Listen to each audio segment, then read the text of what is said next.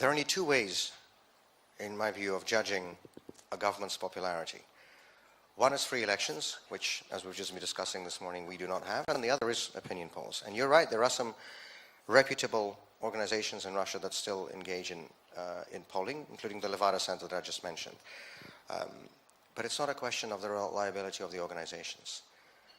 I think it's absolutely meaningless to talk about opinion polls and sociology in an authoritarian state, when first of all, a large majority of people lack access to objective information, because all the television scene has been monopolized by the government for years now, for decades.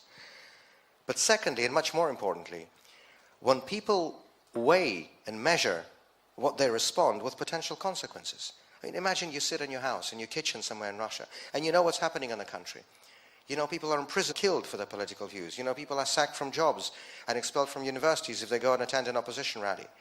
You know all of this. You know, opponents of Putin are denounced as traitors and enemies and foreign agents on state television day after day after day. And you get a phone call or a knock on your door, even worse. And some person whom you've never seen before says, I'm from a polling agency. What do you think of Vladimir Putin? What are you going to say? This is completely meaningless. I think a much better way of judging the true standing of this regime is how it behaves itself. A government that is genuinely popular would not need to rig elections. It would just win them. It would not need to censor the media and block its opponents from access to television. It would win the argument if it's so popular. It would not need to beat up and arrest and disperse peaceful citizens who go out to express their political views. No, that's not the behavior of a government that is popular.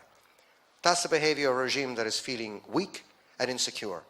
And frankly, looking at the protests that have been happening across the country in the last few months, I think they have reason to be.